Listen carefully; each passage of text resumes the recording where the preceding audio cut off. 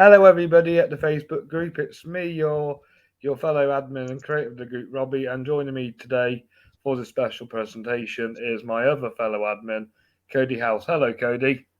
Hey Robbie, how are you? I'm good. I'm good. It was a massive journey, but we've managed to complete the '60s era of the Fleming Awards. How do you feel about it? Hey, you did it, and I think all 10 of these films are classic movies that people love. You only matched four with the Academy Awards, though. Yes, yes. Well, that's just kind of showing how cinema has changed. Since 1960s. Like looking at them now back, now looking at these movies, you can tell they kind of got it wrong a bit, and that's why I created the Fleming Awards. I know it's more of a retrospective.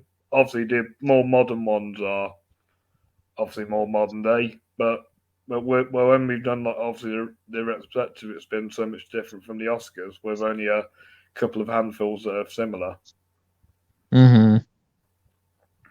But yeah, I'm happy with all 10 choices. In fact, some of them are some of my all time favourites, but others, three of these movies are three first timers for me as well. Oh, that's exciting. Yes, yes. So I watched them like throughout the whole competition for obviously research and stuff.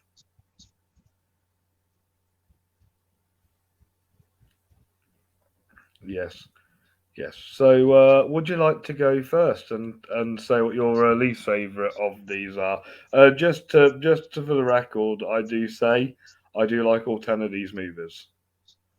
I like all 10 of these movies as well, and this is just personal preference. Yes, So definitely. We're not. nobody get upset if I didn't put what you think is the greatest movie out of these 10 at number one. Same here. Same here. But to kick things off, my least favorite movie on this list, probably the only movie on this list that I don't absolutely love. It's probably a 3.5 to 4 star movie to me, where the rest of these are 4.5, 5 star movies for me. Yeah, And that is your 1965 winner, The Sound of Music. that's absolutely funny because that's also my number 10. Yeah, and it's not a bad movie. It's a very No, good movie. it's a very It's good just movie. not it's just not my favorite type of musical. And if I was at the Academy Awards in 1965, this is not what would have won Best Picture, but I certainly know that a lot of people hold this movie special and near to their heart.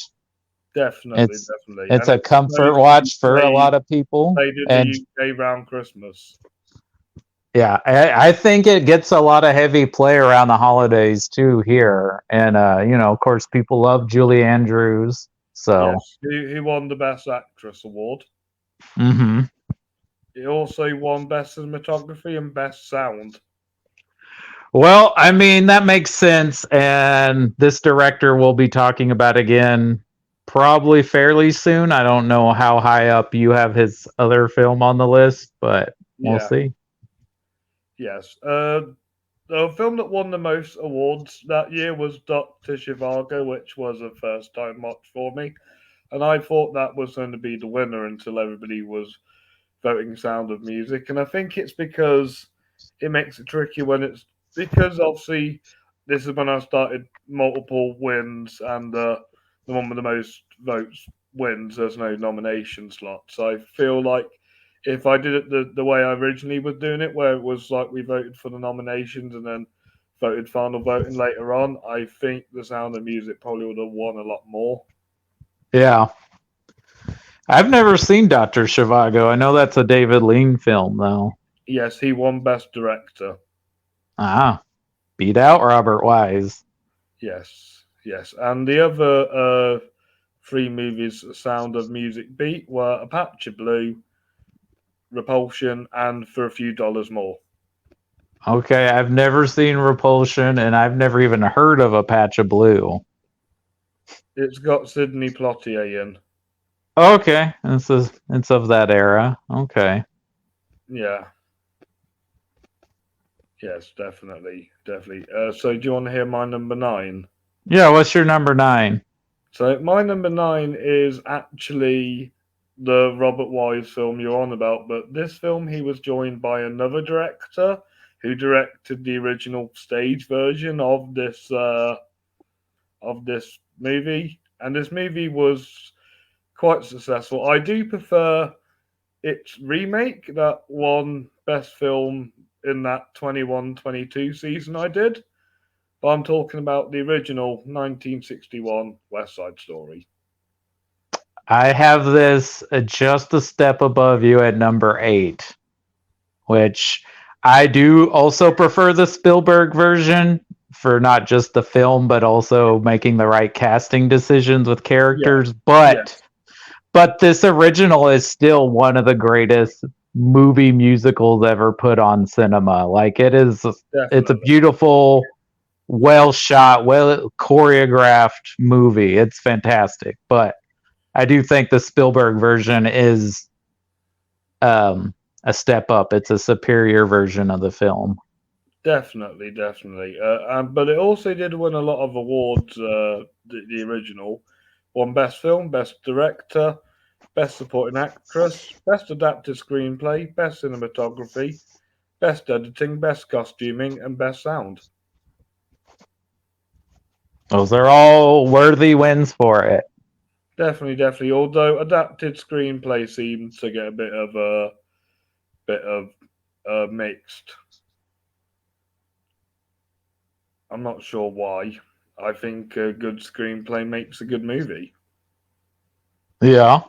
Like, surely if a film is worth best film, surely it's worth a chance of having a best screenplay win.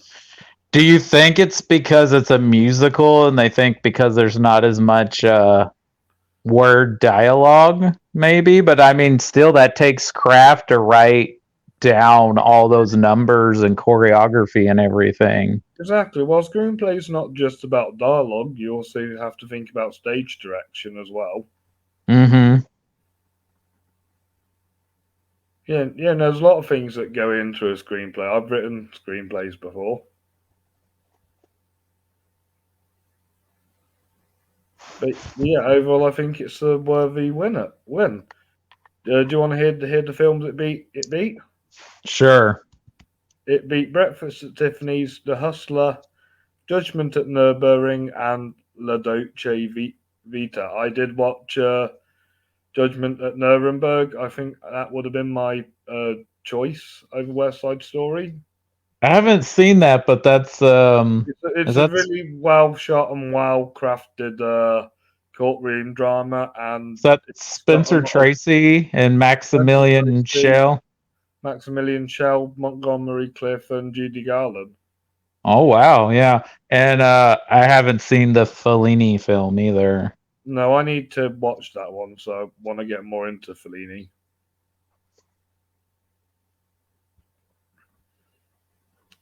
Yes. So, what was your number nine then?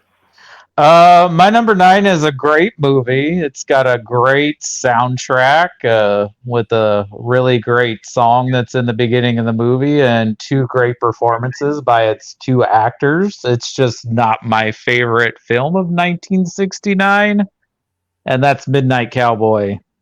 Which is my number eight. Which is my number eight, and I think this movie is quite good. It's got heart, it's got soul, and it's got two fantastic performances in. Absolutely. And It's obviously, the theme song is beautiful too. mm-hmm.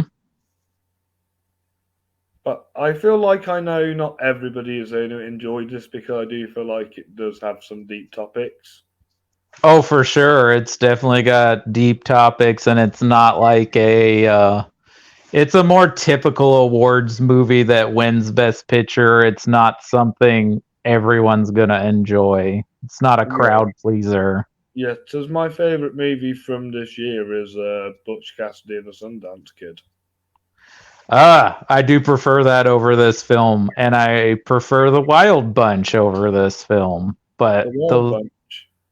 yeah, That did get some nominations, but it didn't win any.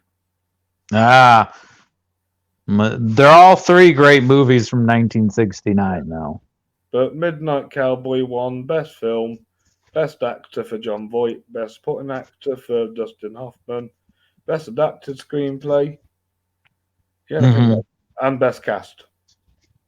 Yes. Yes, definitely, definitely.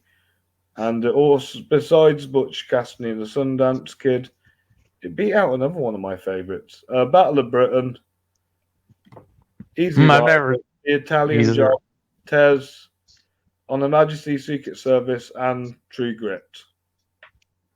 I also prefer the remake of True Grit to the original. On Her Majesty's Secret Service is my favorite James Bond movie. Nice. What were the other ones? Kez, Italian Job, Easy Rider, and the Battle of Britain. I haven't seen Battle of Britain. I know that's a World War II movie with a lot of famous actors in it. Easy Rider, of course, is a fantastic movie. Great Yes. road trip movie. I've never seen the original Italian Job with Michael Caine.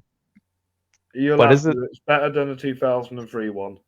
Well, okay, I do actually enjoy that version though. And what's the other one? Yeah. Tess? Kez, it's a British movie directed by Ken Loach. Oh, okay. Yeah, I don't know that one. Ah, fair enough. My dad likes it.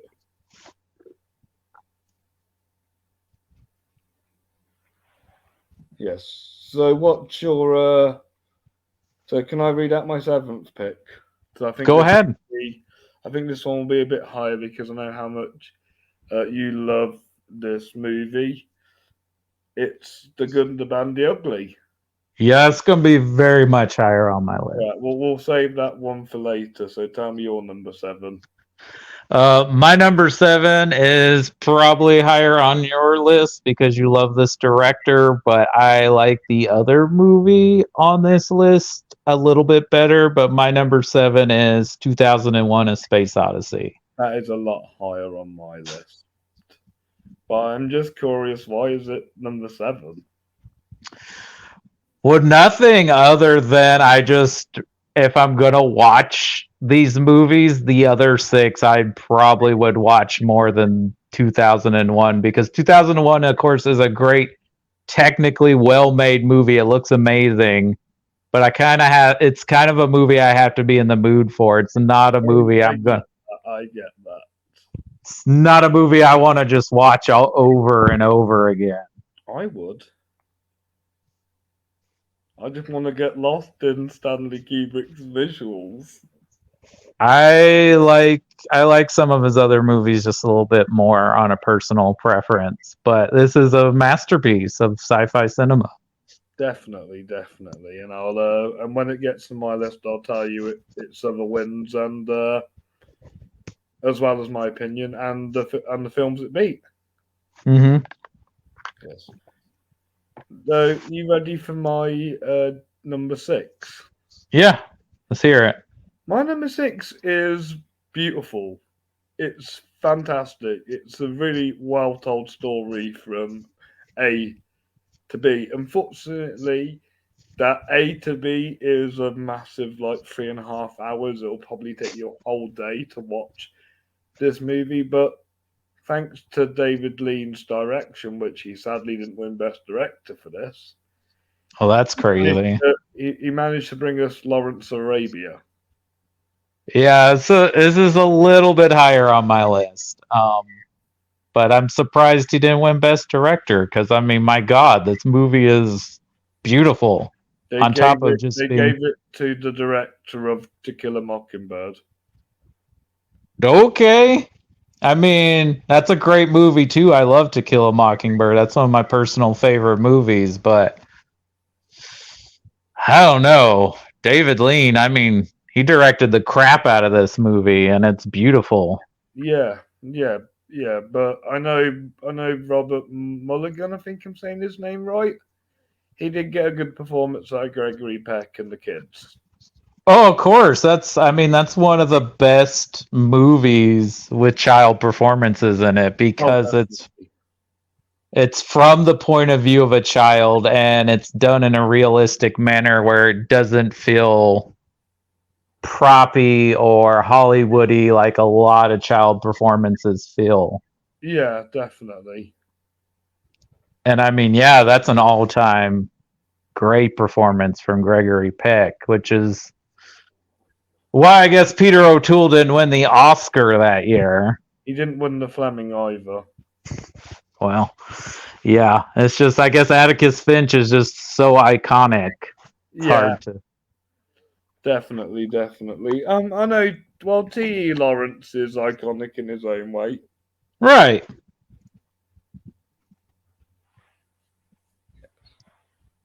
Yes, but yes. What's your number six then? Oh, my number 6 is just a fun action adventure movie that's just a blast to watch, but I also think it's about 3.5 hours, maybe three, but it's a long movie, and that's The Great Escape. Which is my number five. And I really enjoyed this movie. I can see why it's an iconic British classic. This is the only time I watched a movie that after it wins my best film. Well, now you get all the Tarantino references. Yes, I got all the Tarantino references, and it's funny. Shout out to Walter Sleeth, as this was a first time watch for him as well, because we ended up both watching the movie on the same day. Nice. Yeah, but yeah, I really enjoyed this one, and I think it was well deserved because it was in a very controversial year of mine. Ah. Yes, but the films it did beat are 1 second. Let me just scroll down. I should have prepped this more up. It beat The Birds, Lilies of a Field, Charade, Cleopatra, and 8.5. 8.5 is amazing. The birds are great. Charade is the best Alfred Hitchcock movie not directed by Alfred Hitchcock. And then I've never seen Lilies of the Field, but I know that's the movie Sidney Poitier won his Oscar for. Yes, and he won the Fleming as well. Mm. Yes. Have you seen Cleopatra? Oh, I've never seen Cleopatra, but that's one of the most famous flops in Hollywood history. Yeah. Yeah, I've only seen The Birds, The Great Escape, of course, and 8.5. Yes, this one had the most nominees post new voting style. Yeah, it got 6 nominees, and Great managed to win Best Film. Yes. So what's your number 5? My number 5 is very credited for ushering in the new Hollywood and getting away with getting rid of the Hays Code that kind of ruled Hollywood for so many decades post the silent era, and that is Arthur Penn's Bonnie and Clyde. Bonnie and Clyde, that's a little bit higher on my list, but I can't wait to talk to you about this one. Yes.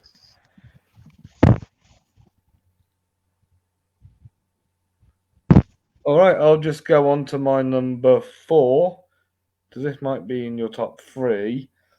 It's the other Stanley Kubrick one. It's Doctor Strangelove. No, it's actually my number 3. It's my favorite Stanley Kubrick movie. Oh, awesome! Awesome. This film is hilarious, and you have to watch it at least twice. It is absolutely hilarious. Not only does Peter Sellers give 3 great performances, you just have Yeah. like all these little bits that are funny, just like the scene with the soldier and Peter Sellers' Colonel character, I think he is, and he's like, shoot the machine, and he's like, all right, but you're gonna have to take it up with the Coca-Cola company or whatever. Yes, but we have to agree that the man who steals the show in this is George C. Scott. George C. Scott is great. I don't know if he steals the show because I think even well, of course, Slim Pickens is great. I think God, what is that actor's name? Sterling Hayward? Halen. Yeah, he's actually awesome because he's also in The Killing. Yes. But he's hilarious as General Jack Ripper in this. I like his name. And just the 3 different performances Sellers gives is just amazing. Definitely. He won Best Actor. Kubrick won his Best Director, so obviously he got to expand his record, even though he is no longer among us. See, he expanded his record when after Spielberg won for Fablemans. And the production design on this movie is just impeccable. It lost to Mary Poppins. That's crazy because just how he sets up the war room in this movie is it's just so well made. But it also won Best Cinematography, Best Cast, Best Supporting Actor for Scott, and Best Actor for Sellers. Mm-hmm. Yes, I was kind of hoping for the Peter Sellers win. Yeah. Did you say your number 4? Oh, my number. Sorry, I forgot to reveal the films it won. It won again. It won against Mary Poppins, Hush Hush Sweet Charlotte, A Married Woman, and Goldfinger. A lot of people's favorite Connery Bond, and Mary Poppins, of course, is great. I've never seen the other 2. It was An Unmarried Woman and Hush Hush Sweet Charlotte. I do have that on DVD. I just not had the time to watch it yet. Yeah. Yeah, but I need to check out more Godard films. Is An Unmarried Woman a Godard film? Yeah, he won Best Original Screenplay for it. I've only seen 2 of his movies. I've only ever seen Breathless. I've seen Breathless and A Band of Outsiders. That sounds awesome. Which is where Tarantino got his production company, A Band Apart, from. Makes sense. Did you say... Yeah, so what's your number 4? My number 4 is Lawrence of Arabia. And I mean, it's just some absolute masterwork of cinema, and Christopher Nolan is desperately trying to make a movie that captures this epic in scope as this film does. Yes, he does. Well, it's a shame that David Lean didn't win Best Director, but Omar Sharif won for for Best Supporting Actor. And it also won Best Cast, Best Cinematography, Best Score, Best Editing, Best Costuming, and Best Sound. Nice. But I do feel like this film does have the West Side Story issue where it's white people dressed up as minorities. Of course. I mean, they do have Omar Sharif and Anthony Quinn in here. Yeah. But Anthony Quinn's from Mexico. He's not from Egypt. Exactly. I know it's not exactly right. They should have had actual Egyptians, but this is the 1960s in Hollywood. I'm pretty sure Anthony Quinn could have played a Spanish soldier or like a mercenary. Yeah, of course he could. But in this era of Hollywood, if you were slightly ethnic, they just thought, well, you can play anything if you're not white. Like, they would even cast Jewish people as certain ethnicities. Is that why Alfred Molina's always kind of played different races because he's part Italian? I think so. Same thing with Ben Kingsley, right? He's part Indian. Right. Which is why he gets to play so many different things as well. Yeah. He's not even from Liverpool. Is that an Iron Man 3 jab? Yeah.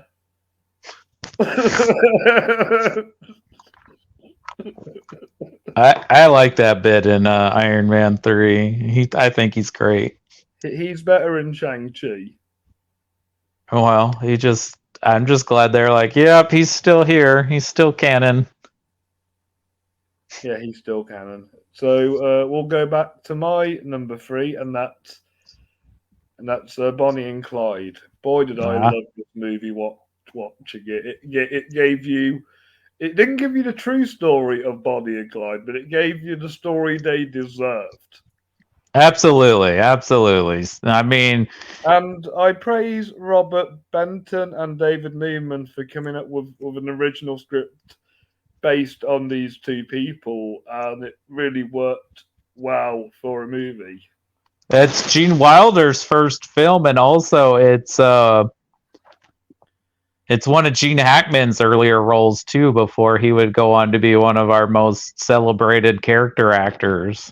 Definitely, definitely, definitely. Bonnie and Clyde did really well in the 1967 Fleming Awards. It won Best Film, Best Actress for Faye Dunaway, Best Supporting Actor for Gene Hackman, Best Cast, Best Original Screenplay, Best Cinematography, Best Editing, and Best Costuming. Nice. And the editing is just so well done. Yes, it is, especially that final shot, that Oh infamous my, final oh shot. my God, that blew my mind. That did. That And did. it's why it was such a controversial movie when it came out and won the Oscar for Best Picture because of how violent it was at the time. So is this why it changed the game for New Hollywood? Yeah, this I mean, wait, it didn't win Best Picture, did it? For that was Heat of the did it Night, win? And Heat of the Night won Best Picture, that's right. which that's also a good movie. That's a great movie too. Actually, 4 out of the 5 films that were nominated that year were all part of this new Hollywood. So you have In Heat of the Night, you have Bonnie and Clyde, you have The Graduate, Yep. and you have Guess Who's Coming to Dinner. All Like four, all, all four of them were nominated for Flemings as well, along with Cool Hand Luke, The Dirty Dozen, In Cold Blood, and The Jungle Book. I've not seen In Cold Blood, but I've seen all the rest, and they are all awesome. yeah, all of those are great movies. I also have not seen In Cold Blood, but I've seen Capote, which is what In Cold Blood is kind I've of what it came always from. wanted to watch that because I want to watch that and the other Truman Capote film with Toby Jones playing him. Infamous. Yeah, that's the one. Yeah. Yeah, Toby Jones plays Capote in that one. I haven't seen it either. Sandra Bullock plays Harper Lee, and Daniel Craig plays the inmate. Makes sense. Makes sense. But yeah, good year for cinema, 1967. Yeah, Great year for cinema. absolutely. Yes. So, what's your number two? I have a feeling we're matching up here, I but have a feeling we're gonna match up. it's a masterpiece of cinema and very much credited as a big influencer on the slasher genre. That, Yeah. of course, is Alfred Hitchcock's Psycho. Yes, which is my number two, which recently won the 1960 Fleming Award, beat The Apartment and Spartacus, and won 9 Flemings. It won bum ba bum ba dum ba dum.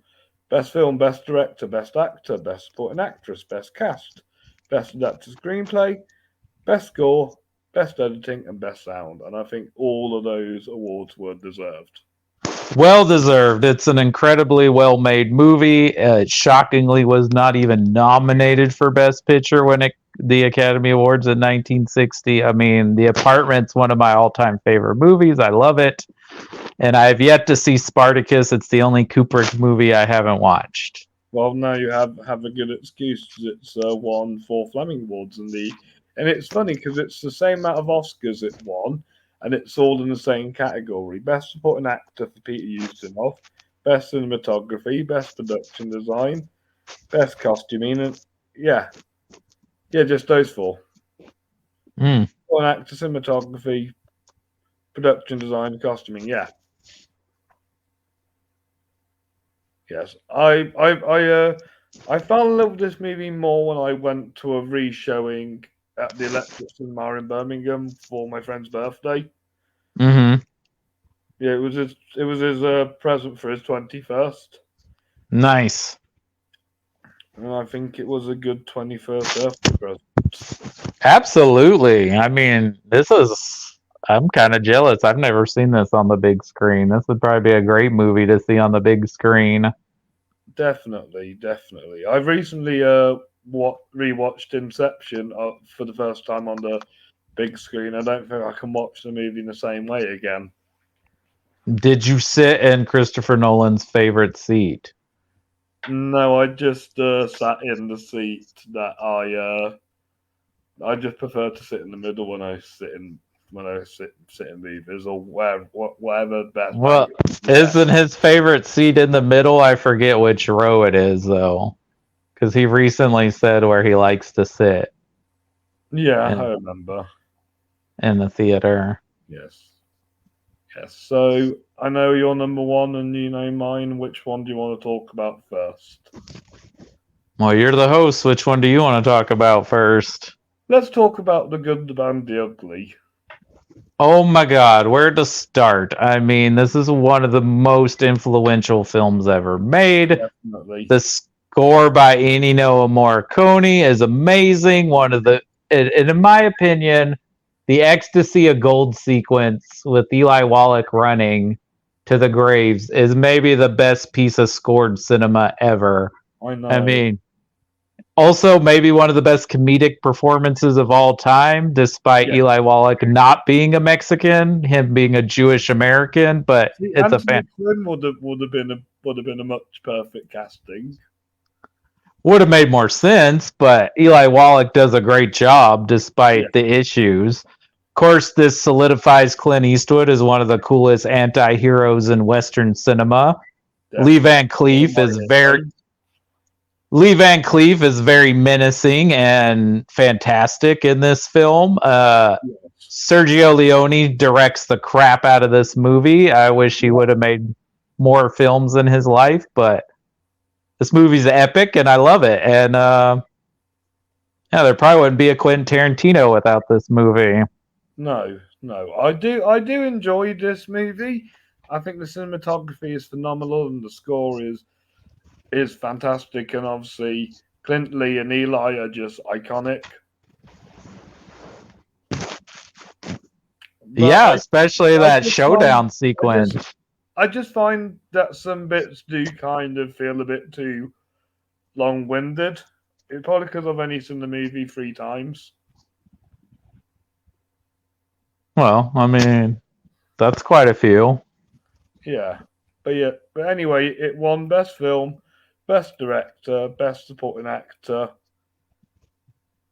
best cinematography, best score, best production design, and best sound. Mm, yeah. And it beat. You're gonna laugh at these nominations: A Man for All Seasons, Alfie, Batman the Movie, The Battle of Algiers, Blow Up, Born Free, and Who's Afraid of Virginia Woolf. Okay, I haven't seen most of those. I've seen Who's Afraid of Virginia Woolf. That's fantastic. I love it. I love that movie. One of the best acted films ever. Yes. It's kind of crazy Batman the movie got nominated, but it's fun. Yeah. Uh, what are the other ones? A Man for All Seasons I've never seen. That's what won That, the Oscar. yeah, one the. I would like to see it to see how Thingy from Jaws plays Henry VIII. Who So for is it Robert Shaw? yeah, Robert Shaw plays Henry VIII. Oh, well, he's probably great. I've never seen Alfie. I know that's Michael Caine. I need to watch both versions. Battle of Algiers, I've heard of it, just never seen it. I know it's a political film. Yes, I've seen Blow Up. That's quite a. It's kind of a vibe film. It's just kind of just him taking like pictures, and you spend most of the day with him, but then he discovers a murder through one of his photos. Yeah, I think that's very much. I've never seen it, but I think it's a big influence on Brian De Palma's Blowout. Yeah, it kind of reminded me of like Tarantino's Once Upon a Time in Hollywood. You just want to hang out with the characters. Oh, that makes sense, and he probably likes this movie a lot too. Yeah, What were the other nominees? I've not seen Born Free. Born Free. Is that about lions?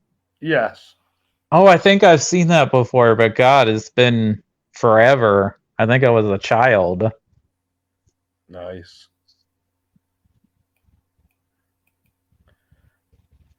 But yeah, is there anything else you want to say about The Good, the Bad, the Ugly? It rules. You should watch it if you like westerns. Yes, definitely, definitely. But if you like sci-fi movies, you should watch 2001: A Space Odyssey, which is my favorite film of this era and my third favorite film of all time. Like again, it's a vibes movie. You're there, just sit back, relax, and just enjoy what Stanley Kubrick thought 2001 would be like. Boy, was he wrong. He was wrong, but I liked his ideas. Oh, his ideas are great. And what's interesting is the book and the movie were being developed at the same time. So while Arthur C. Clarke was writing the Yes. novel, Kubrick was working on the script. So it's kind of interesting. And I've read the book, and there are little differences, but it's still like, it's kind of crazy. And yeah, we haven't made commercial flights to the moon yet. That's not a thing yet. Give it time. But yeah, at the 1986 Fleming Awards, it won Best Film, Best Director. 68? 68?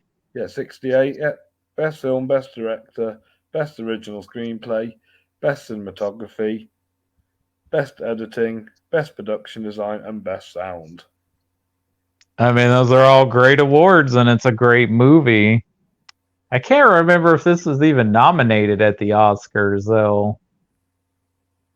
I can't remember, but I feel like this film is one of the reasons why I don't really like trust the past Oscar winners. Well, they gave it to Oliver for Best It Picture. is a good movie, and so were the other films. It was that got nominated that year: Bullet, Once Upon a Time in the West, Planet of the Apes, Chitty Chitty Bang Bang, Rosemary's Baby, and Romeo and Juliet. I've not seen Romeo and Juliet all the way through. I've only seen clips. I haven't seen that one. I know a lot of people love that version of Romeo and Juliet. Of course, Planet of the Apes is also another legendary, iconic sci-fi film from 1968. Yeah, Bullet rules. It's one yeah, of the precursors to what we consider a modern action movie, and it has great car chases in it. Plus, yeah. Steve McQueen's just cool. He is. Uh, Chitty Chitty Bang Bang's fine. I don't hold it as near and dear as a lot of people do in their childhood. And what else was nominated that year? Rosemary's Baby and Once Upon a Time in the West. Okay, Once Upon a Time in the West, absolute masterpiece. Another great score, great performances. And then Rosemary's Baby, also a great horror movie, though I prefer The Exorcist. You know, I But prefer The Exorcist, but I'd say it's one of the better Polanski movies I've seen. So I'm not really a fan of well, Polanski because of his behavior. me either, but I think I've only seen like maybe 4 or 5 Polanski films. I haven't seen that many. I've seen Rosemary's Baby, Chinatown, his version of Oliver Twist, and The Pianist.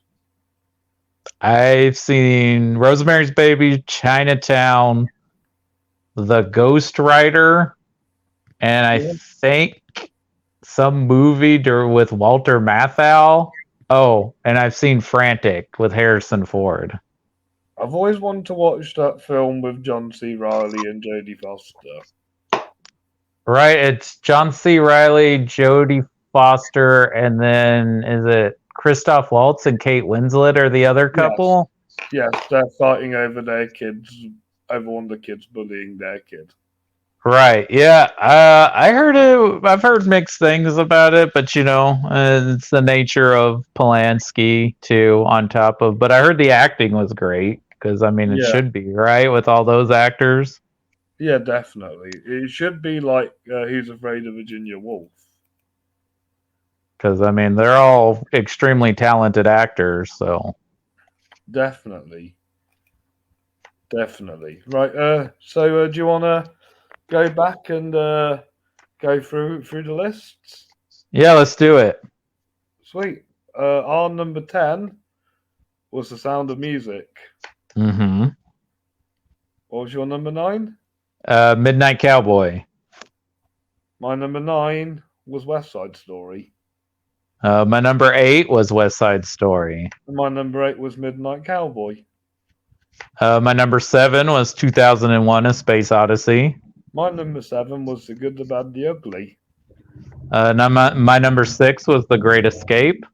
My number 6 was Lawrence of Arabia. My number 5 was Bonnie and Clyde. My number 5 was The Great Escape. My number 4 was Lawrence of Arabia. My number 4 was Doctor Strangelove. My number 3 was Doctor Strangelove. And my number 3 was Bonnie and Clyde. And our number 2 was Psycho. And my number 1 was 2001: A Space Odyssey. And my number 1 was The Good, the Bad, and the Ugly. Nice, nice. Good comparison. Yeah. They were.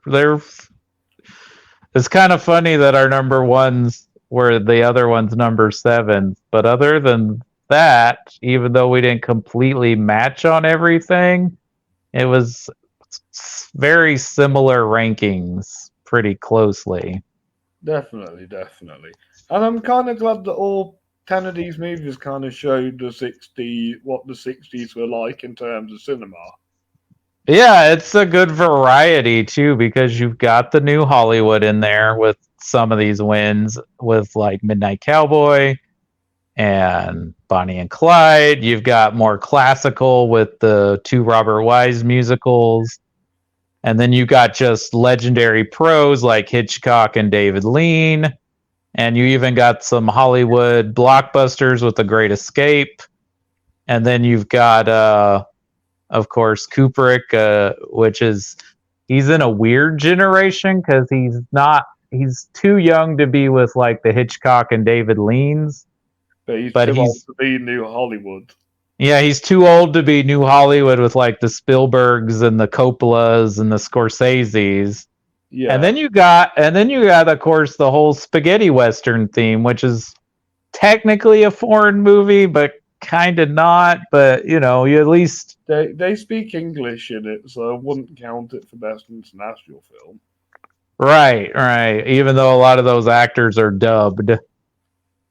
Clint Eastwood speaks English. Yes, the main 3 are English-speaking actors, but there are a lot of Italian actors in that film that are dubbed. Makes sense. You can tell though when you watch these movies which actors are dubbed and which are not. Of course, they had actors and crew members from all over the world. For Clint Eastwood. Yeah, these are basically what makes Clint Eastwood a star.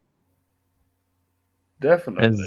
These 3 movies, and I think they actually kind of all got released close together in the States because of all this, even though they came out in Italy like a year apart.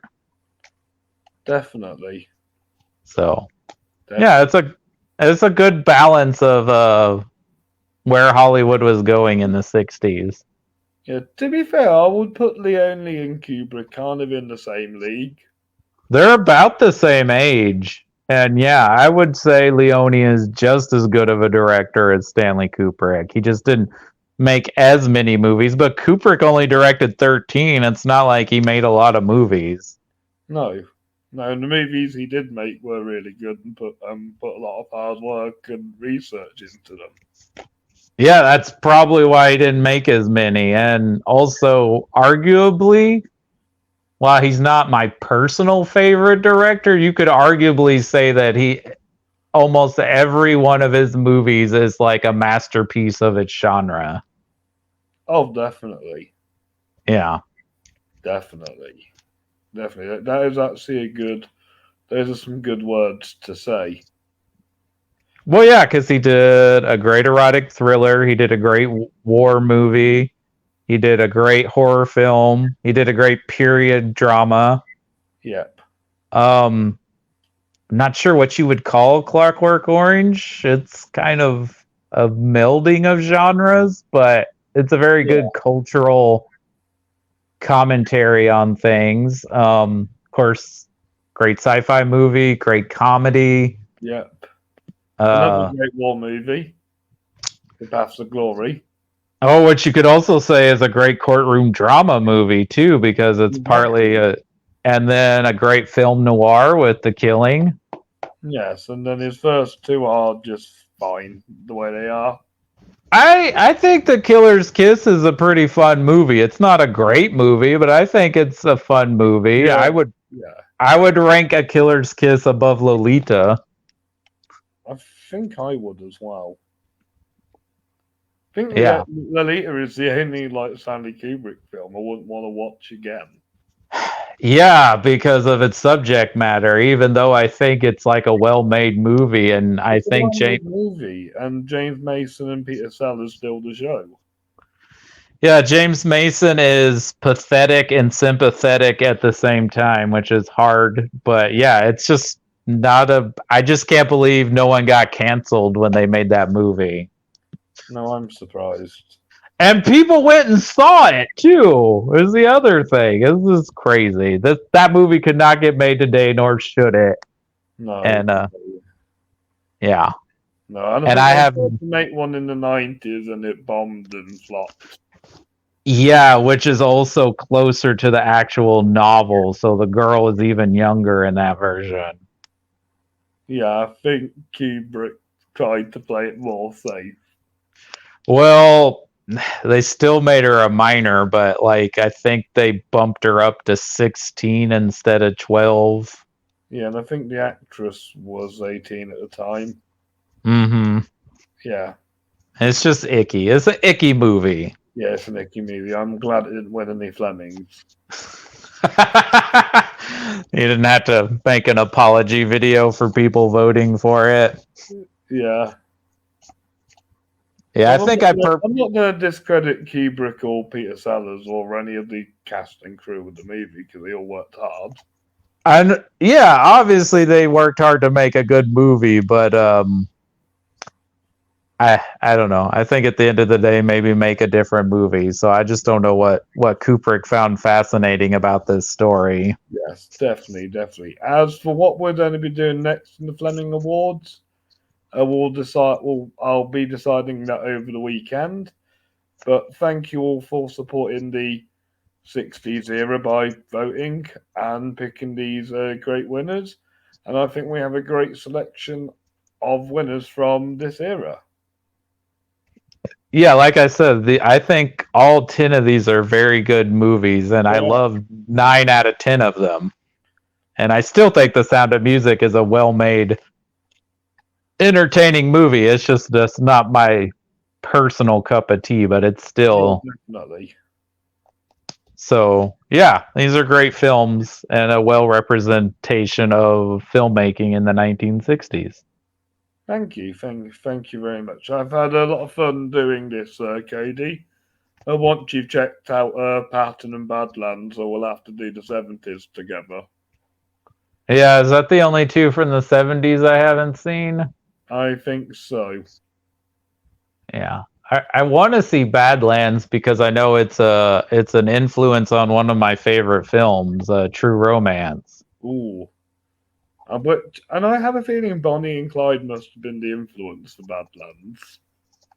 I mean, I can't imagine it wasn't, but I mean, I don't really listen to a lot of Terrence Malick stuff, and I've only seen I think I've only seen 3 of his movies. Yeah, I've only seen You've 3 seen of his Thin movies. Red Line, haven't you? Yeah, I love A Thin Red Line. I've seen A Thin Red Line. I've seen The New World, and I've seen Tree of Life. I need to see two of those, New World and Tree of Life. But Days of Heaven's really good as well. That's what I hear. That's what I hear. It's Richard Gere. Yeah, when he's young and charming. Yeah. Yes, Yeah. definitely. Right, I'm going to leave things there. But thank you guys for watching. Comment down what you thought were the best films of the 60s, or how would you rank these 10 movies. And we will see you very soon. Yeah. Thank you for coming. Thank you for doing this with me, Cody. Absolutely. It's Right, always good to be on. definitely, definitely. Right. Bye, everyone. Bye-bye. Bye, Cody. Bye.